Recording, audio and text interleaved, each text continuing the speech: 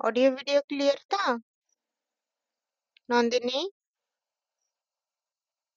Audio video clear था।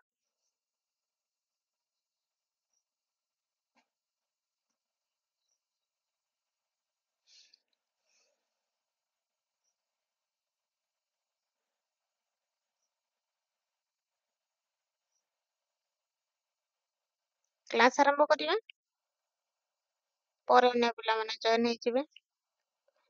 ता पूर्वरु तमମାନଙ୍କୁ कहि रखिबी Odia net achievers YouTube channel को लाइक शेयर एवं सब्सक्राइब करिवो नुआ नुआ वीडियो पाइबाकू चाहूथिले काहेकि ना हम यूजीसी नेट टा पूरा कंप्लीट करिबा सिलेबस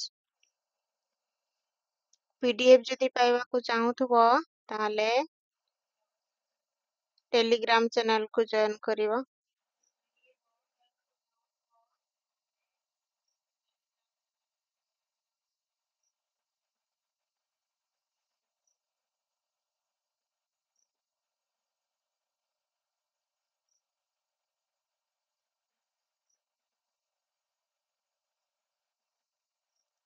क्लास आरंभ करिया।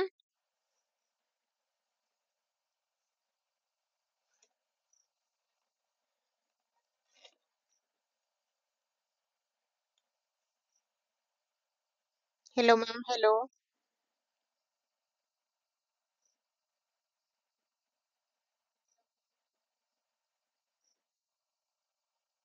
जी जॉइन करूचो कमेंट करो।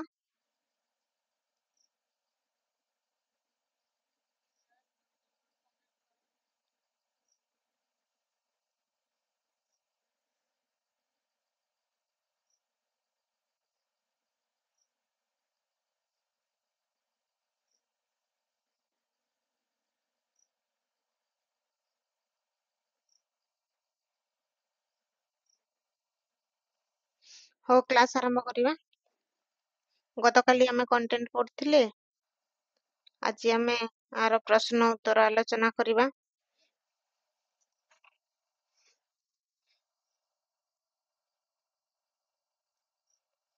प्रथम प्रश्न रसर प्रश्न उत्तर।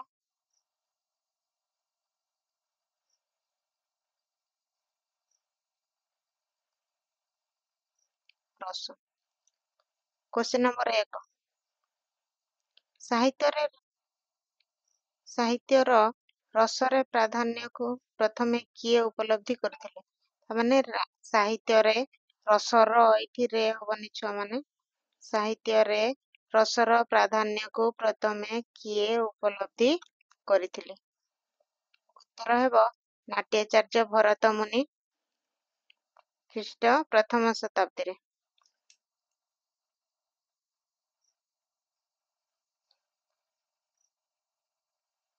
2 नंबर प्रश्न ऐतिहासिक दृष्टिकोणरू रस संप्रदायर प्रथम स्रष्टा किए स्रष्टा स्पेलिंग मिस्टेक टिके देखिदबो नंदिकेश्वर। ऐतिहासिक दृष्टिकोणरू रस संप्रदायर प्रथम स्रष्टा हेउचंती नंदिकेश्वर। क्वेश्चन नंबर 3 नहि तत् शून्य काव्य अर्थात रस शून्य होई कोनोसी काव्य नाही एकथा किए कहिसंती आर उत्तर हेबो ध्वनिवादी आनंद वर्धन ध्वन्यालोक ग्रंथ रे कहिसंती।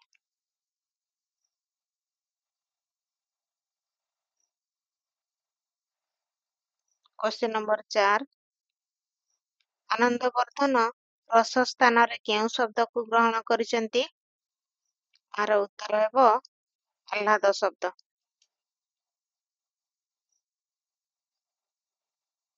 5 नंबर प्रश्न रमणीयार्थ प्रतिपादक शब्द काव्यम यह कହାର मत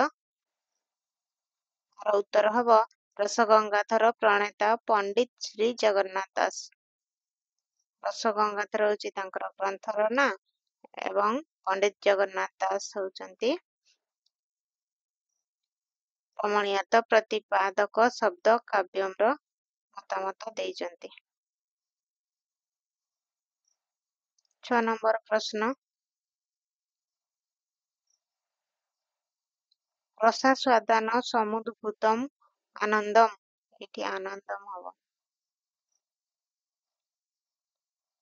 ରସ ସମ୍ପର୍କରେ କିଏ କହିଛନ୍ତି? ମମ୍ମଟ ଭଟ୍ଟ। କାବ୍ୟ ପ୍ରକାଶ ଗ୍ରନ୍ଥରେ ମମ୍ମଟ ଭଟ୍ଟ କହିଛନ୍ତି। Poetry is very accompanied with pleasure. କୁହ ଏକଥା କିଏ କହିଛନ୍ତି? ଆର ଉତ୍ତର ହବ ସେଲି।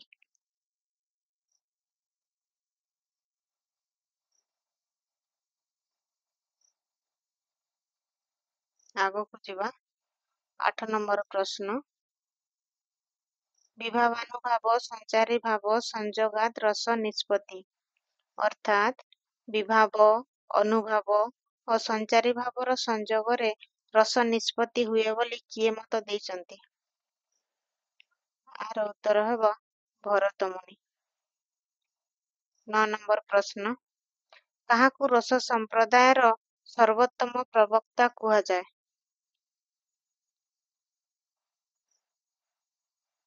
ଆର ଉତ୍ତର ହେଉଛି ବିଶ୍ୱନାଥ କବିରାଜ।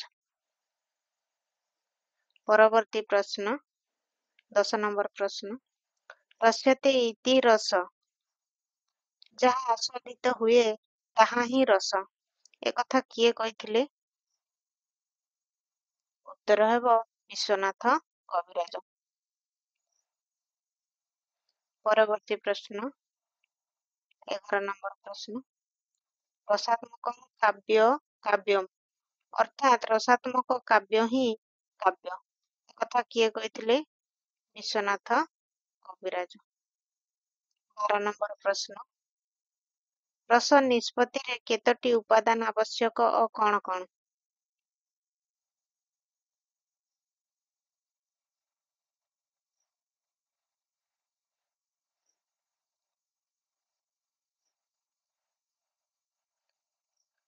ଚାରୋଟି ଉପାଦାନ ଆବଶ୍ୟକ। ଏଗୁଡ଼ିକ ହେଉଛି ଆମର ଚାରୋଟି ଉପାଦାନ କଣ କଣ ରସ ନିଷ୍ପତ୍ତିର? ସ୍ଥାୟୀ ଭାବ, ବିଭାବ, ଅନୁଭାବ ଏବଂ ସଞ୍ଚାରୀ ଭାବ। ଟେଲିଗ୍ରାମରେ PDF ମିଳିବ ପିଲାମାନେ। ଶିବାନନ୍ଦ ମଣ୍ଡଳ PDF ଟେଲିଗ୍ରାମରେ ମିଳିବ।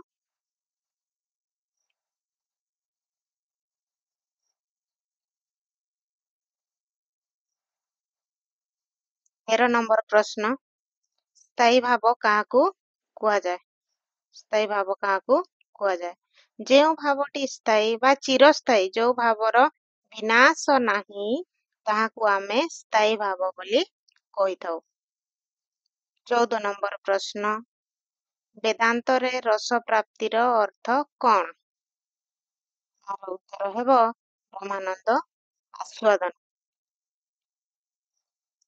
15 ନମ୍ବର ପ୍ରଶ୍ନ। ବେଦରେ ରସକୁ କେତେ ଭାଗରେ ବିଭକ୍ତ କରାଯାଇଛି? ବେଦରେ ରସକୁ କେତେ ଭାଗରେ ବିଭକ୍ତ କରାଯାଇଛି?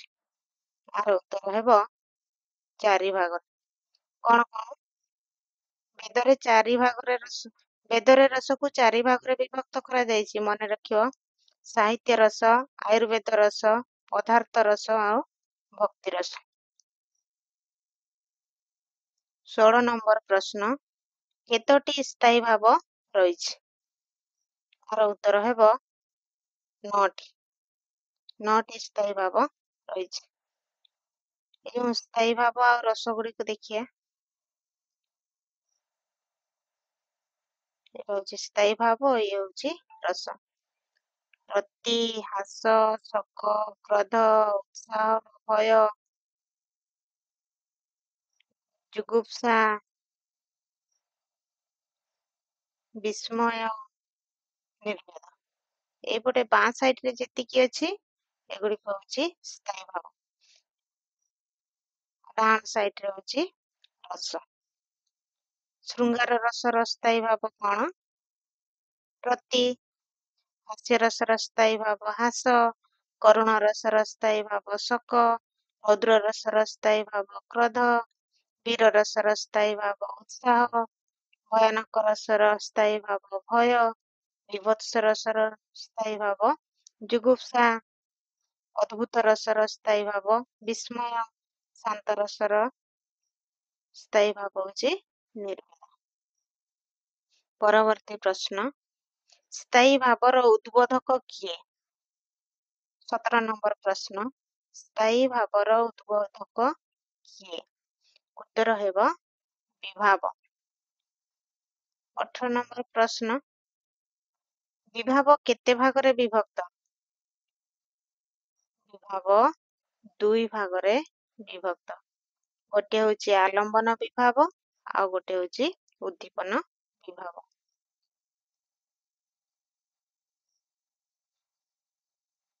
ଆଲମ୍ବନ ବିଭାବ କାହାକୁ କୁହାଯାଏ? ତମମାନଙ୍କୁ କହିଥିଲି ନାୟକ ନାୟିକା ହେଉଛନ୍ତି ଆଲମ୍ବନ ବିଭାବ ଏବଂ ଉଦ୍ଦୀପନ ବିଭାବ ହେଉଛି ପରିବେଶ, କଟାକ୍ଷ, ରୋମାଞ୍ଚ ଏସବୁ ହେଉଛି ଉଦ୍ଦୀପନ ବିଭାବ।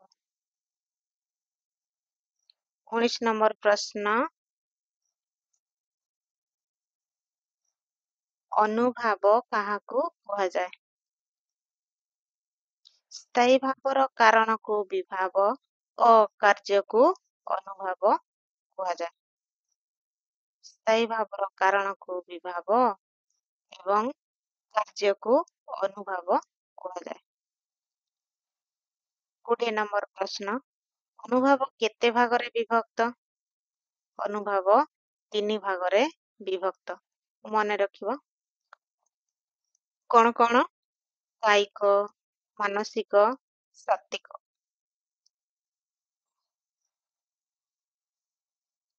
ବୁଝିପାରୁଛ ଛୁଆମାନେ? 21 ନମ୍ବର ପ୍ରଶ୍ନ, ଅନେକ ସାରା ପ୍ରଶ୍ନ ଅଛି, 60+ ପ୍ରଶ୍ନ ଅଛି, ଜଏନ୍ କର, ବହୁତ ଇମ୍ପୋର୍ଟାଣ୍ଟ ପ୍ରଶ୍ନ। 21 ନମ୍ବର ପ୍ରଶ୍ନ, ବ୍ୟଭିଚାରୀ ଭାବ ବା ସଞ୍ଚାରୀ ଭାବ କାହାକୁ କୁହାଯାଏ?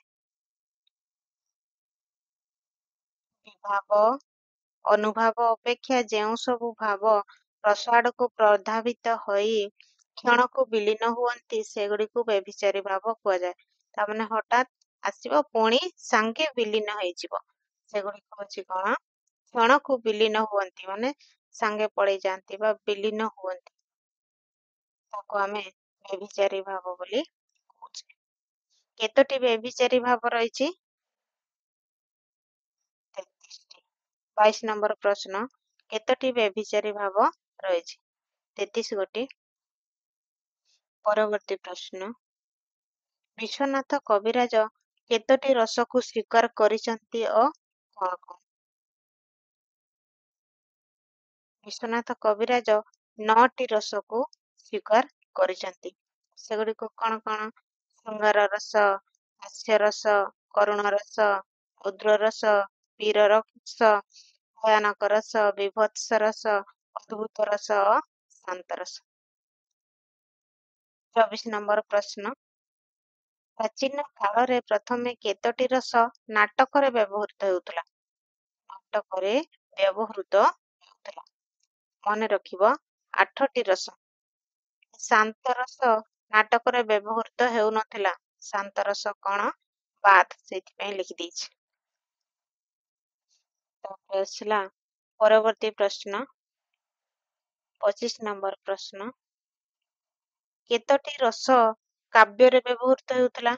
ନାଟକରେ 8ଟି ବ୍ୟବହୃତ ହେଉଥିଲା ଏବଂ କାବ୍ୟରେ କେତୋଟି ବ୍ୟବହୃତ ହେଉଥିଲା? 9ଟି ଯାକ ରସ କାବ୍ୟରେ ବ୍ୟବହୃତ ହେଉଥିଲା।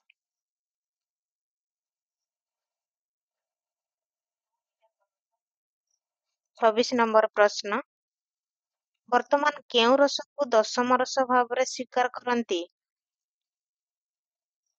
ଦଶମ ରସ ତାହେଲେ କୋଉ ରସ? ଆର ଉତ୍ତର ହେବ ବାତ୍ସଲ୍ୟ ରସ।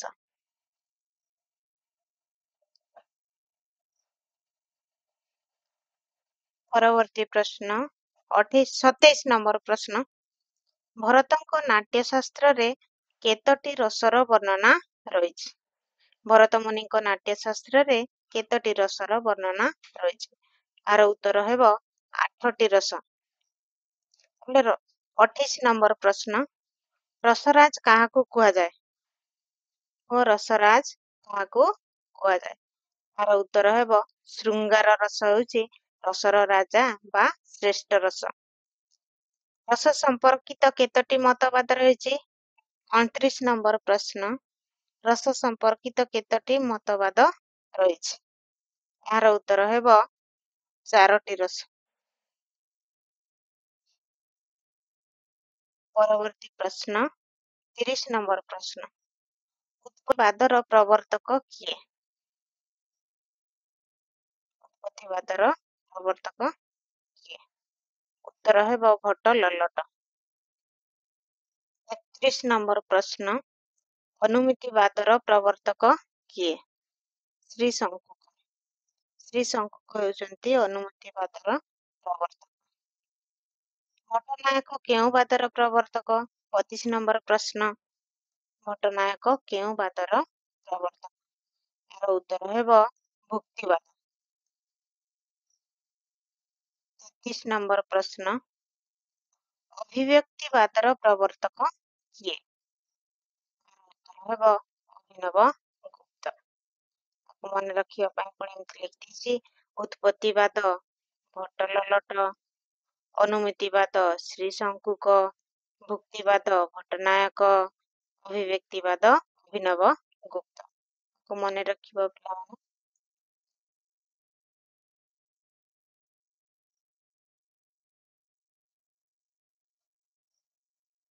ଗୋଟେ ବାଁ ସାଇଡରେ ହଉଛି ରସ, ତାପରେ ବର୍ଣ୍ଣ, ତାପରେ ଦେବତା। ଶୃଙ୍ଗାର ରସର ବର୍ଣ୍ଣ କଣ? ଶ୍ୟାମ ବର୍ଣ୍ଣ। ଦେବତା ବିଷ୍ଣୁ, ଏଠି ବିଷ୍ଣୁ ହବ ପିଲା। ହାସ୍ୟ ରସର ବର୍ଣ୍ଣ ହଉଛି ଶ୍ଵେତବର୍ଣ୍ଣ, ଦେବତା ହଉଛନ୍ତି ପ୍ରମୁଖ ବା ଶିବଙ୍କର ସହଚର। କରୁଣ ରସର ବର୍ଣ୍ଣ ହଉଛି କପଟ ବର୍ଣ୍ଣ, ଦେବତା ହଉଛନ୍ତି ଯମରାଜ। ରୌଦ୍ର ରସର ବର୍ଣ୍ଣ ହେଉଛି ରକ୍ତବର୍ଣ୍ଣ ଏବଂ ଦେବତା ହଉଛନ୍ତି ରୌଦ୍ର। ବୀର ରସର ବର୍ଣ୍ଣ ହଉଛି ସ୍ୱର୍ଣ୍ଣବର୍ଣ୍ଣ। କୋଉ ବର୍ଣ୍ଣ? ସ୍ୱର୍ଣ୍ଣ ବର୍ଣ୍ଣ ଏବଂ ଦେବତା ହଉଛନ୍ତି ଇନ୍ଦ୍ର। ବିଭତ୍ସ ରସ ବର୍ଣ୍ଣ ହେଉଛି ନୀଳବର୍ଣ୍ଣ ଏବଂ ଦେବତା ହଉଛନ୍ତି ଭୟାନକ ରସ। ଭୟାନକ ରସର ବର୍ଣ୍ଣ ହଉଛି କୃଷ୍ଣ ବର୍ଣ୍ଣ ଏବଂ ଦେବତା ହଉଛନ୍ତି କାଳ। ଶାନ୍ତ ରସ ବର୍ଣ୍ଣ ହଉଛି ଅରୁଣ ବର୍ଣ୍ଣ, ଦେବତା ହଉଛନ୍ତି ନାରାୟଣ। ଅଦ୍ଭୁତ ରସର ବର୍ଣ୍ଣ ହଉଛି ପୀତବର୍ଣ୍ଣ ଏବଂ ଦେବତା ହଉଛନ୍ତି ଗନ୍ଧର୍ବ।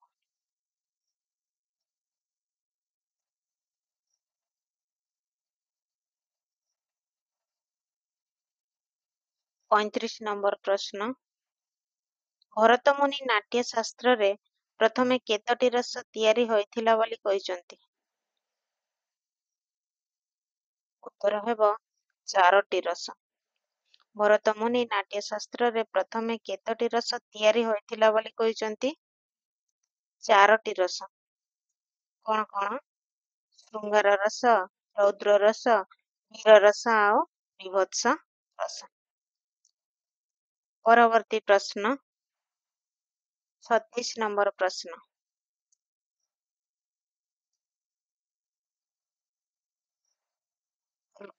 ଆଚାର୍ଯ୍ୟ ରୁଦ୍ରଟ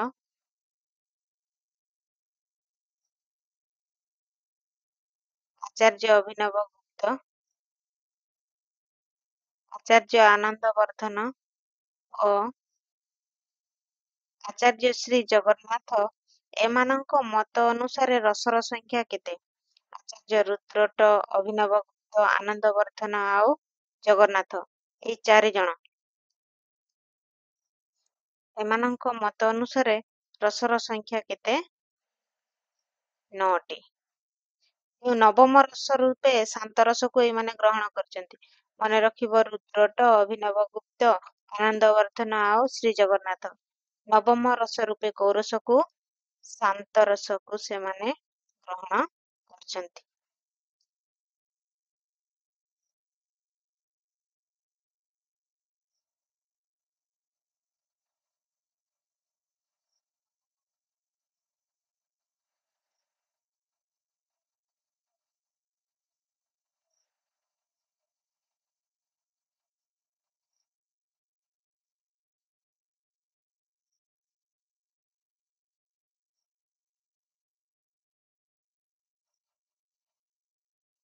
ପରବର୍ତ୍ତୀ ପ୍ରଶ୍ନ 37 ନମ୍ବର ପ୍ରଶ୍ନ। ବାତ୍ସଲ୍ୟ ରସକୁ ଦଶମ ରସ ରୂପେ କିଏ ସ୍ୱୀକାର କରିଛନ୍ତି? ବିଶ୍ୱନାଥ କବିରାଜ। ସାହିତ୍ୟ ଦର୍ପଣ ଗ୍ରନ୍ଥରେ।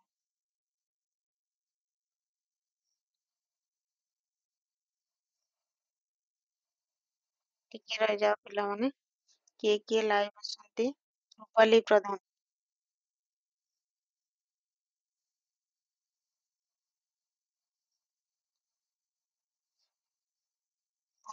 ପ୍ରଶ୍ନ 38 ପ୍ରଶ୍ନ ଦେଖିବା। ଭକ୍ତି ରସକୁ ଏକାଦଶ ରସ ରୂପେ କିଏ ମାନ୍ୟତା ଦେଇଛନ୍ତି? କୋଉ ରସ? ଏ ଭକ୍ତି ରସକୁ 11ତମ ରସ ବା ଏକାଦଶ ରସ ବୋଲି କିଏ ମାନ୍ୟତା ଦେଇଛନ୍ତି? ତାର ଉତ୍ତର ହେବ ରୂପ ଗୋସ୍ୱାମୀ।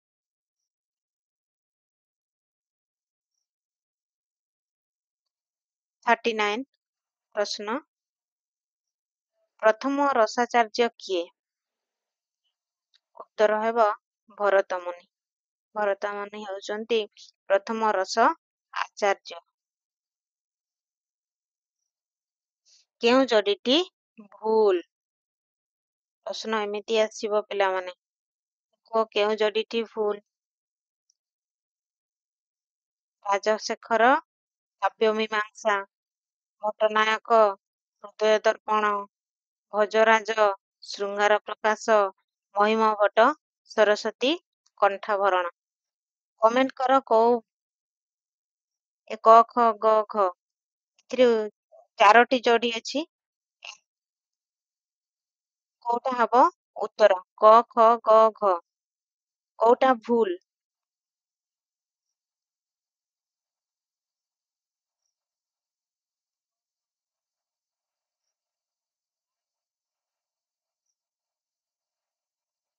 କୋଉଟା ହବ ଉତ୍ତର ପିଲାମାନେ? କମେଣ୍ଟ କରିକି ଦେଖିଲ।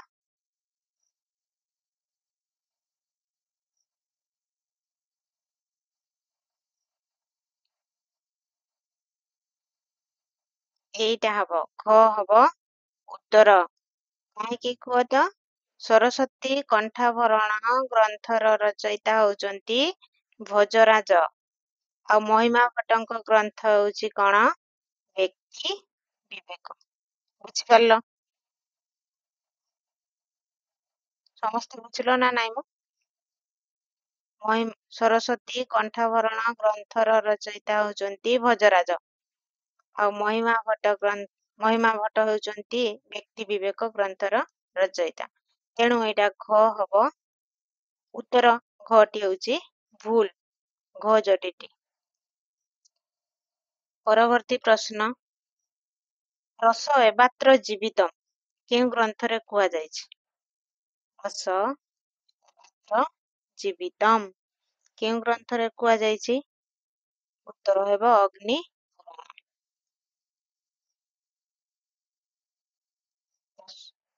42 ନମ୍ବର ପ୍ରଶ୍ନ। ରୋଷେଇ ବେଶ କେଉଁ ଗ୍ରନ୍ଥରେ କୁହାଯାଇଛି? ତୈତ୍ତରୀୟ ଉପନିଷଦ ଗ୍ରନ୍ଥରେ କୁହାଯାଇଛି। ରୋଷେଇ ବେଶ ତୈତ୍ତରୀୟ ଉପନିଷଦ ଗ୍ରନ୍ଥରେ କୁହାଯାଇଛି। 43 ନମ୍ବର ପ୍ରଶ୍ନ। କେଉଁ ଯୋଡ଼ିଟି ଭୁଲ? ନାଟ୍ୟଶାସ୍ତ୍ର ପଣ୍ଡିତ ବାନାମ୍ର ଆଚାର୍ଯ୍ୟ, କାବ୍ୟ ପ୍ରକାଶ ପଣ୍ଡିତ ନାରାୟଣ ମହାପାତ୍ର, ରସ ଗଙ୍ଗାଧର ଡକ୍ଟର ଜଗନ୍ନାଥ ରଥ, ସାହିତ୍ୟ ଦର୍ପଣ ପଣ୍ଡିତ ନାରାୟଣ ମହାପାତ୍ର। ଏଇଟା ଭୁଲ ଅଛି ପିଲାମାନେ। ଯେଉଁ ରସ ଗଙ୍ଗାଧର ଗ୍ରନ୍ଥଟିକୁ କିଏ ଅନୁବାଦ କରିଛନ୍ତି? ଜାଣିଥିଲେ କମେଣ୍ଟ କରିବ।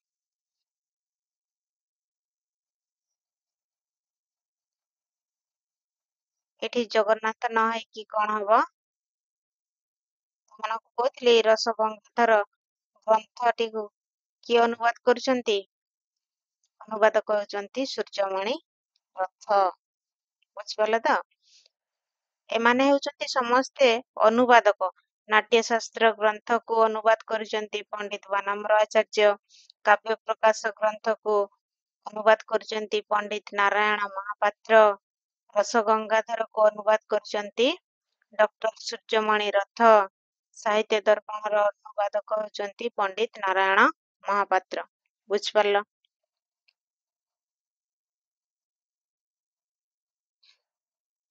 44 ନମ୍ବର ପ୍ରଶ୍ନ। କେଉଁ ଯୋଡ଼ିଟି ଭୁଲ? କବି କର୍ଣ୍ଣପୁର ଅଳଙ୍କାର କୌସ୍ତୁଭ, ସୌଧଧ୍ୱନି ଅଳଙ୍କାର ଶେଖର, ରୂପ ଗୋସ୍ୱାମୀ ଉଜ୍ଜଳ ନୀଳମଣି, କୃଷ୍ଣଚନ୍ଦ୍ର ଶୁକ୍ଳ ରଥ ମୀମାଂସା। ଏହାର ଉତ୍ତର ହେବ କୃଷ୍ଣଚନ୍ଦ୍ର ଶୁକ୍ଳ ରଥ ମୀମାଂସା। এই ଯୋଡ଼ିଟି ଭୁଲ। 45 ନମ୍ବର ପ୍ରଶ୍ନ। ରସ୍ ଧାତୁରେ କେଉଁ ପ୍ରତ୍ୟୟ ଯୋଗେ ରସ ଶବ୍ଦ ନିଷ୍ପନ୍ନ? ରସ୍ ଧାତୁରେ କେଉଁ ପ୍ରତ୍ୟୟ ଯୋଗେ ରସ ଶବ୍ଦ ନିଷ୍ପନ୍ନ? ଅଜ୍ ପ୍ରତ୍ୟୟ। ମନେ ରଖିବ ପିଲାମାନେ, ଅଜ୍ ପ୍ରତ୍ୟୟ ଯୋଗ ହେଇକି କଣ ହେଇଛି? ରସ ଶବ୍ଦଟି ନିଷ୍ପନ୍ନ ହେଇଛି। Question number 46। ଉତ୍ପତ୍ତିବାଦ କେଉଁ ଶାସ୍ତ୍ରକୁ ଭିତ୍ତି କରି ପ୍ରତିଷ୍ଠିତ? ଉତ୍ତର ହେବ ମୀମାଂସା ଶାସ୍ତ୍ର। ଉତ୍ପତ୍ତିବାଦ ମୀମାଂସା ଶାସ୍ତ୍ରକୁ ଭିତ୍ତି କରି ପ୍ରତିଷ୍ଠିତ। Question number 47। ଅନୁମିତିବାଦ କେଉଁ ଶାସ୍ତ୍ରକୁ ଭିତ୍ତି କରି ପ୍ରତିଷ୍ଠିତ? ଉତ୍ତର ହେବ ନ୍ୟାୟ ଶାସ୍ତ୍ର। ଅନୁମିତିବାଦ ନ୍ୟାୟ ଶାସ୍ତ୍ରକୁ ଭିତ୍ତି କରି ପ୍ରତିଷ୍ଠିତ। Question number 48। ବିଭାବାନୁଭାବ ସଞ୍ଚାରୀ ଭାବ ସଂଯୋଗାତ୍ ରସ ନିଷ୍ପତ୍ତି କିଏ କହିଛନ୍ତି? ଏଟା ଡବଲ ହେଇଛି କ୍ୱେଶ୍ଚନ। ଭରତ ମୁନି। ମନେ ରଖିବ ଭରତ ମୁନି। Question number 49। କ୍ୱେଶ୍ଚନ ନୁହଁ, ଏଟା ଜାଣିବା ପାଇଁ। ଏ ଯୋଉ ଉତ୍ପତ୍ତିବାଦ ତାକୁ କଣ କୁହାଯାଏ? ଆରୋପବାଦ ମଧ୍ୟ କୁହାଯାଏ। ଅନୁମିତିବାଦ ବା ଅନୁମତିବାଦକୁ ଅନୁମାନବାଦ ମଧ୍ୟ କୁହାଯାଏ। ଅନୁମାନବାଦ। ଭକ୍ତିବାଦକୁ ଭୋଗବାଦ ମଧ୍ୟ କୁହାଯାଏ ଏବଂ ଅଭିବ୍ୟକ୍ତିବାଦକୁ ବ୍ୟକ୍ତିବାଦ ବା ଆସ୍ୱାଦନବାଦ ମଧ୍ୟ କୁହାଯାଏ। ପରବର୍ତ୍ତୀ ପ୍ରଶ୍ନ। Question number 50। ଭରତ ମୁନିଙ୍କ ମତ ଅନୁସାରେ କେତୋଟି ସାତ୍ତ୍ୱିକ ଭାବ ରହିଛି? ଭରତ ମୁନିଙ୍କ ମତ ଅନୁସାରେ କେତୋଟି ସାତ୍ତ୍ୱିକ ଭାବ ରହିଛି? ଉତ୍ତର ହେବ 8ଟି। କେତୋଟି ରହିଛି? 8ଟି। ଶୃଙ୍ଗାର। Question number 51। ଶୃଙ୍ଗାର ରସର ବର୍ଣ୍ଣ କଣ? ଉତ୍ତର ହେବ ଶ୍ୟାମ ବର୍ଣ୍ଣ। ପରବର୍ତ୍ତୀ ପ୍ରଶ୍ନ।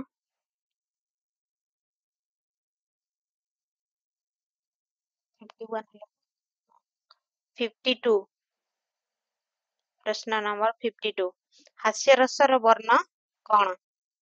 ଉତ୍ତର ହେବ ଶ୍ଵେତ ବର୍ଣ୍ଣ। Question number 53। ଶୃଙ୍ଗାର ରସର ଶତ୍ରୁ ରସ କିଏ ବା କଣ? ବିଭତ୍ସ ରସ ହବ ଉତ୍ତର। ଶୃଙ୍ଗାର ରସର ଶତ୍ରୁ ରସ ହେଉଛି ବିଭତ୍ସ ରସ। Question number 54। ରସଗଙ୍ଗାଧରଙ୍କ ଅନୁସାରେ ହାସ୍ୟରସ ମୁଖ୍ୟତଃ କେଉଁ ଦୁଇ ଭାଗରେ ବିଭକ୍ତ? ରସଗଙ୍ଗାଧରଙ୍କ ଅନୁସାରେ ହାସ୍ୟରସ ମୁଖ୍ୟତଃ କେଉଁ ଦୁଇ ଭାଗରେ ବିଭକ୍ତ? ଆତ୍ମସ୍ଥ ଓ ପରସ୍ଥ। ଏ ଦିଟା ମନେ ରଖିବ, ଆତ୍ମସ୍ଥ ଓ ପରସ୍ଥ। Question number 55। କରୁଣ ରସର ଦେବତା କିଏ? ଉତ୍ତର ହେବ ଯମ। କରୁଣ ରସକୁ ଶ୍ରେଷ୍ଠ ରସ ବୋଲି କିଏ କହିଛନ୍ତି? Question number 56। କରୁଣ ରସକୁ ଶ୍ରେଷ୍ଠ ରସ ବୋଲି କିଏ କହିଛନ୍ତି? ଉତ୍ତର ହେବ ଭବଭୂତି। Question number 57। କିଏ ରସ ପ୍ରସଙ୍ଗର ବିଶିଷ୍ଟ ପୃଷ୍ଠପୋଷକ ଥିଲେ ମଧ୍ୟ କେବଳ ଶୃଙ୍ଗାର ରସକୁ ପ୍ରାଧାନ୍ୟ ଦେଇଛନ୍ତି? ଉତ୍ତର ହେବ ଭୋଜରାଜ। ଅଧିକ ପ୍ରାଧାନ୍ୟ ଦେଇଛନ୍ତି କୋଉ ରସକୁ? ଭୋଜରାଜ ଶୃଙ୍ଗାର ରସକୁ। Question number 58। କିଏ ସମଗ୍ର ରସ ମଧ୍ୟରେ ଅଦ୍ଭୁତ ରସକୁ ପ୍ରାଧାନ୍ୟ ଦେଇଛନ୍ତି? କିଏ ସମଗ୍ର ରସ ମଧ୍ୟରେ ଅଦ୍ଭୁତ ରସକୁ ପ୍ରାଧାନ୍ୟ ଦେଇଛନ୍ତି? ଉତ୍ତର ହେବ ବିଶ୍ୱନାଥ କବିରାଜ। Question number 59।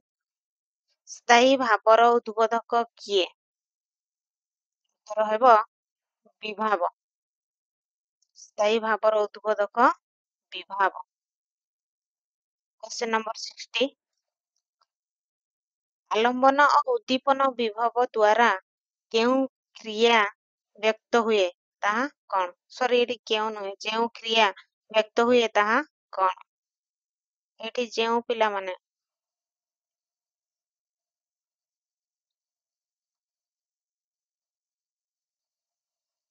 ଆଲମ୍ବନ ଓ ଉଦ୍ଦୀପନ ବିଭବ ଦ୍ୱାରା ଯେଉଁ କ୍ରିୟା ବ୍ୟକ୍ତ ହୁଏ ତାହା କଣ? ଅନୁଭାବ। ଉତ୍ତର କଣ ହେବ? ଅନୁଭାବ। ସାହିତ୍ୟ ଦର୍ପଣରେ କେତୋଟି ରସ ସମ୍ପର୍କରେ ଉଲ୍ଲେଖ ଅଛି? Question number 61। ସାହିତ୍ୟ ଦର୍ପଣରେ କେତୋଟି ରସ ସମ୍ପର୍କରେ ଉଲ୍ଲେଖ ଅଛି? 9ଟି ରସ। କେତୋଟି ରସ? 9ଟି ରସ। Question number 62। କରୁଣ ଓ ଭୟାନକ କାହାର ବିରୋଧୀ ରସ? କରୁଣ ଓ ଭୟାନକ କାହାର ବିରୋଧୀ ରସ? ଉତ୍ତର ହେବ ହାସ୍ୟରସ। ତାହେଲେ ହାସ୍ୟରସର ବିରୋଧୀ ରସ ହେଉଛନ୍ତି କରୁଣ ରସ ଏବଂ ଭୟାନକ ରସ। କରୁଣ ରସ ଓ ଭୟାନକ ରସର ବିରୋଧୀ ରସ ହେଉଛି ହାସ୍ୟରସ। Question number 63। ଘୃଣିତ ବସ୍ତୁ ଦେଖି ବିକାର ଜାତ ହେଲେ କେଉଁ ରସ କୁହାଯିବ? ଘୃଣା ଜିନିଷ ବା ପଚା ଜିନିଷକୁ ଦେଖିଲେ ଘୃଣା ଭାବ ଜାତ ହବ, ଯୋଉଟା ନାକ ଟେକିବା। ସେତିକି ବେଳେ କୋଉ ରସ ଜାତ ହେବ? ବିଭତ୍ସ ରସ। Question number 64। ଶ୍ରେଷ୍ଠ ରସ ଶୃଙ୍ଗାର ରସକୁ କେତେ ଭାଗରେ ବିଭକ୍ତ କରାଯାଇଛି? 2 ଭାଗରେ। ଶ୍ରେଷ୍ଠ ରସ ଶୃଙ୍ଗାର ରସକୁ 2 ଭାଗରେ ବିଭକ୍ତ କରାଯାଇଛି। କଣ କଣ? ସମ୍ଭୋଗ ଶୃଙ୍ଗାର ଆଉ ଗୋଟେ ହଉଛି ବିପ୍ରଲମ୍ବ ଶୃଙ୍ଗାର। ସମ୍ଭୋଗ ଶୃଙ୍ଗାର ନାୟକ ନାୟିକାଙ୍କର ମିଳନରେ ସମ୍ଭୋଗ ଶୃଙ୍ଗାର ଏବଂ ନାୟକ ନାୟିକାଙ୍କର ବିଚ୍ଛେଦରେ କୋଉ ଶୃଙ୍ଗାର ହବ? ବିପ୍ରଲମ୍ବ ଶୃଙ୍ଗାର। ତମମାନଙ୍କ ପାଇଁ ଗୋଟିଏ ପ୍ରଶ୍ନ। ଭରତଙ୍କ ନାଟ୍ୟଶାସ୍ତ୍ର ଅନୁସାରେ ରସର ସଂଖ୍ୟା କେତେ? କମେଣ୍ଟ କରିକି ମୋତେ ଜଣେଇବ। କ୍ୱେଶ୍ଚନ ନମ୍ବର 64 ଏବଂ ଆଜିର ଶେଷ ପ୍ରଶ୍ନ ତମମାନଙ୍କ ପାଇଁ। ଭରତଙ୍କ ନାଟ୍ୟଶାସ୍ତ୍ର ଅନୁସାରେ ରସର ସଂଖ୍ୟା କେତେ? କମେଣ୍ଟ କରିବ। ଏବଂ ଆଜିର ଶେଷ ପ୍ରଶ୍ନ ମଧ୍ୟ ତମମାନଙ୍କ ପାଇଁ ଥିଲା। ବହୁତ ବହୁତ ଧନ୍ୟବାଦ ପିଲାମାନେ ଲାଇଭ୍ ଆସିଥିବାରୁ। ଆଉ ତମମାନେ ପିଡିଏଫ୍ ପାଇବା ପାଇଁ ଚାହୁଁଥିଲେ ଓଡ଼ିଆ ନେଟ୍ ଏଚିଭର୍ସ ଟେଲିଗ୍ରାମ ଚ୍ୟାନେଲରେ ଜଏନ୍ କରିବ। ଓଡ଼ିଆ ନେଟ୍ ଏଚିଭର୍ସ ଟେଲିଗ୍ରାମ ଚ୍ୟାନେଲରେ ଜଏନ୍ ହବ। ପିଡିଏଫ୍ ତମମାନଙ୍କୁ ମିଳିଯିବ। ଭିଡ଼ିଓକୁ ଲାଇକ୍, ସେୟାର ଏବଂ ସବସ୍କ୍ରାଇବ କରିବ ପିଲାମାନେ। ଧନ୍ୟବାଦ। Thank you. Good night.